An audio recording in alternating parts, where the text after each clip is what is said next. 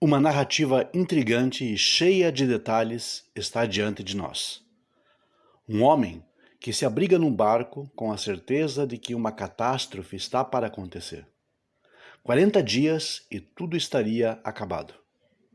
Este homem está aparentemente cheio de dúvidas sobre o que vai acontecer na sequência. Você está pensando que estamos falando de Noé e da sua arca e dos 40 dias nos quais as águas prevaleceram sobre a terra? Bem, talvez. Mas se disséssemos que estamos tratando aqui de Jonas, qual seria a sua reação? Bem, veja, Jonas, assim como Noé, abrigou-se num barco, ambos com motivos diferentes, mas ambos para escapar ou para serem salvos de algum perigo iminente. Noé, por conta do grande dilúvio, e Jonas, para não ir até Nínive, a grande cidade, e tentar convencê-la ao arrependimento. Ambos sabem que uma catástrofe então está para acontecer. Noé sabe do dilúvio e da destruição que se aproxima. Jonas sabe que Deus disse que destruiria a cidade caso não houvesse uma melhora no comportamento daquele povo. As águas do dilúvio caíram por 40 dias sobre a superfície da terra. Jonas sabe que em 40 dias Nínive seria subvertida. Curiosamente, porém, no relato de Noé, ele não é ordenado a avisar os seus contemporâneos sobre a catástrofe iminente e aparentemente não o faz. No texto, estranhamente, não encontramos pista alguma de que Deus lhe tenha ordenado para que assim agisse. No caso de Jonas, entretanto, apesar das semelhanças superficiais com o relato de Noé, lemos que Jonas recebe uma missão muito específica, que é ir até a cidade e buscar convencê-la da necessidade de arrependimento. Ele foge, possivelmente com medo do povo da cidade, pois a sua fama de crueldade era bem conhecida. Fugiu para salvar a sua vida, pelo que se cogita. Ao embarcar no navio, que viajaria na direção oposta de Nínive, lemos que Deus enviou um vento sobre o mar, numa linguagem idêntica àquela do relato de Noé, para que as águas começassem a baixar. No caso de Jonas, porém, o vento causou uma grande tempestade que passou a ameaçar agora de fato não só a vida de Jonas, mas de todos os tripulantes do barco. Para saber quem era o causador, lançaram sortes, as quais caíram sobre Jonas. Como resultado disso, ele admite a sua culpa e pede que seja arremessado para fora do barco, ao mar. Assim, o barco no qual Jonas escapara significava para ele a sua salvação. Porém agora, após admitir a sua culpa, ele é levantado do navio e arremessado às águas. No relato de Noé, vemos aqui um paralelo quando ele solta uma pomba para verificar se já havia terra seca. Em Gênesis, Noé solta a ave e ela voa para longe da arca. E por curiosidade, o que significa o nome Jonas em hebraico? Exatamente isso, pomba. E isto é uma coincidência e tanto a esta altura da nossa conversa. Por quê? Porque no relato de Noé, ao soltar a pequena ave pela primeira vez, ela retorna a ele, brevemente, sem ter encontrado lugar para pousar.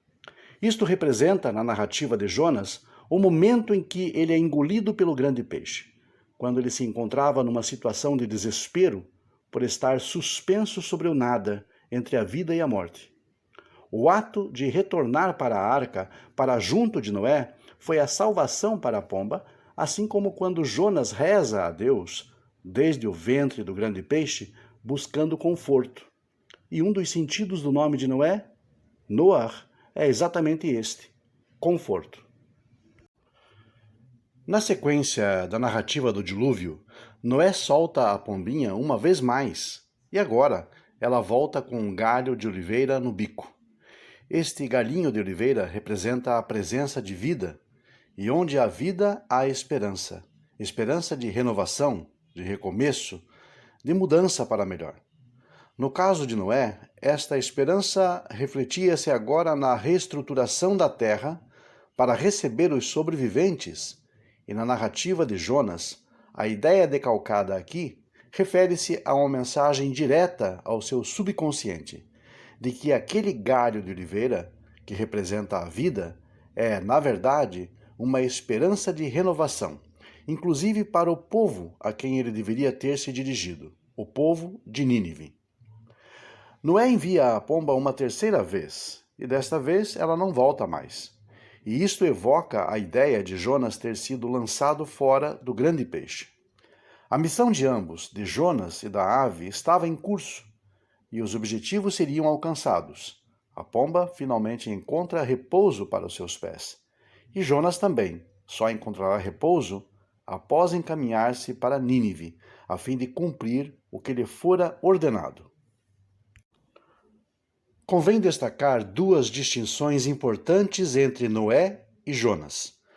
Primeiro, Deus governa com estrita justiça no tempo do dilúvio e aparentemente não dá aos malfeitores a chance de mudar. E isso, em nossa narrativa metafórica, é representado pelo fato da pomba ter saído da arca sem encontrar pouso para os seus pés. Nos dias de Jonas, Deus parece aberto ao arrependimento, o que é representado pela ave ter trazido um galho de oliveira em seu bico. Segundo, não temos motivos para acreditar que a geração perversa do dilúvio tenha se arrependido. No entanto, o livro de Jonas alude ao fato de que, contrariamente ao que Jonas pensava, havia naquele tempo a possibilidade de que a população rebelde se arrependesse e reparasse suas ações, alcançando assim sua própria salvação. Jonas, até então, está com a mente voltada para a narrativa do dilúvio, onde aparentemente não houve misericórdia da parte de Deus. Mas ele precisava sair mais uma vez, a fim de perceber que a sua ideia, que a sua percepção, a sua concepção estava errada. Ambos, tanto Noé quanto Jonas, ganham uma segunda chance. O mundo anterior, ao qual Noé pertencia, ficou para trás. Aquela realidade era agora mera reminiscência de uma geração impenitente e inconsequente. Agora, fora da arca, ele poderia pelo menos convidar as pessoas à sua volta a criarem um novo mundo, uma nova percepção de realidade a partir de um compromisso civilizatório com leis simples, mas que poderiam criar uma sociedade mais justa, bondosa e igualitária. Jonas, por sua vez, também teve seu mundo anterior aniquilado no ventre do grande peixe. E todas as suas expectativas de que tudo continuaria o mesmo foram desfeitas. Ao fugir e se esconder num barco, a sua intenção foi a de negar àquela gente de Nínive uma possibilidade de mudança, de renovação. Ser engolido pelo grande peixe, em nossa metáfora, significa o fim do mundo tal como ele o conhecia, ou pelo menos como achava conhecer. Tanto Noé quanto Jonas saem vivos das suas epopeias. Jonas, como Noé, ganha ainda mais uma chance de transformar as pessoas e de motivá-las no caminho do bem. Não por menos, como vimos, o nome Jonas significa pomba, o que nos lembra da ave que trouxe em seu bico o ramo de oliveira. Ele deve ir à grande cidade e fazer com que ela se determine a retificar suas atitudes, para que se promova a paz entre Deus e os homens. E a pomba com um galho de oliveira passou a representar, no imaginário popular, um arquétipo exatamente do anseio pela paz. Nosso relato nos diz que ele se encaminhou então para a grande cidade de Nínive e avisou que em 40 dias, que é o número exato também da duração da chuva no dilúvio, Nínive estaria destruída. Ouvindo isso, o próprio rei da cidade proclamou um jejum integral, jejum este que deveria ser estendido até aos animais, a fim de que Deus comutasse a sentença determinada. É interessante aqui até um tanto anormal incluir animais no jejum nacional.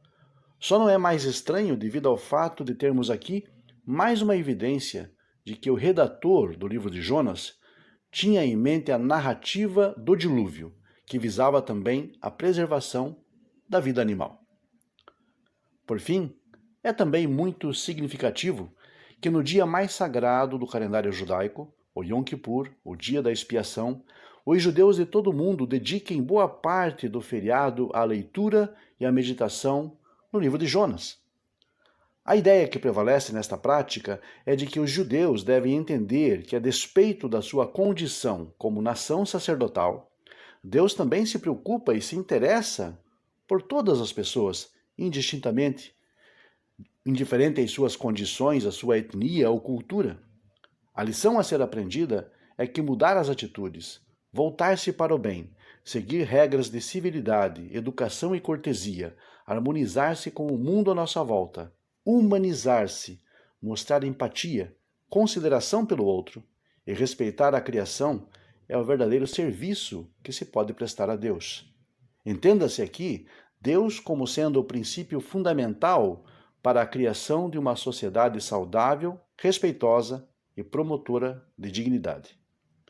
Neste dia memorável e temível que é Yom Kippur, somos sempre avisados de que escolher o bem não é virtude apenas de uma nação ou de uma única família na terra, mas sim, tal é o direito e o dever de toda a pessoa realmente humana. É fato que em ambos os casos, de Noé e de Jonas, assim quase que de forma incidental, surgem duas plantas para elaborar ainda mais este cenário metafórico. Noé planta uma vinha, bebe do seu vinho e se embebeda. Jonas recebe a sombra de um pé de mamona para ser poupado do sol escaldante. Em ambos os casos, há uma preocupação nítida com o bem-estar individual, pessoal. Uma narrativa faz eco à outra, quando percebemos que o mau uso ou o uso egoísta daquilo que a criação tão generosamente nos dá reflete-se em perdas pessoais ou até mesmo universais. Noé, pelo seu mau uso da vinha, acabou amaldiçoando o próprio neto. Jonas, por outro lado, por lhe ser conveniente, valorizou mais a planta que lhe beneficiava do que a vida do povo de Nínive. Não somos donos de nada aqui, e a nossa gratificação pessoal não pode estar acima de nossos próprios valores. Nínive, a grande cidade que conhecemos na história como a capital do Império Assírio, jamais se converteu de verdade. Não há registro na história confirmando o que até agora entendíamos como algo literal. Hoje sabemos não ser mais. Mas isso de literalidade histórica tem pouca relevância. Por quê? Porque a lição pretendida aqui não é aquela que você encontra nos registros históricos ou nas interpretações superficiais. A escolha do nome de Nínive para a narrativa não foi por mero acaso. Quando você se volta para a palavra Nínive no hebraico, você tem algo muito significativo, pois o termo significa nós habitaremos. Os rabinos, em suas prédicas e comentários, sempre mencionam os não-judeus que recebem os ideais monoteístas como aqueles que buscaram abrigo sob as asas da Shekhinah, ou seja, aqueles que buscaram abrigo sob as asas da divina presença, que escolheram habitar ou morar, viver sob a influência dos mais elevados padrões de humanidade e civilidade. Mais precisamente, os que escolheram voluntariamente imitar a Deus em seus caminhos, como diz uma das mais afamadas máximas judaicas. E como sempre, a nossa mensagem final: se você gostou desse vídeo, curta e compartilhe. Se ainda não é inscrito, inscreva-se já e ative as notificações. No canal Monoteísmo Racionalista, teremos sempre estudos da Torá, da Parashá, vídeos sobre temas polêmicos e também muito conhecimento da língua hebraica. Fique conosco e até o próximo vídeo.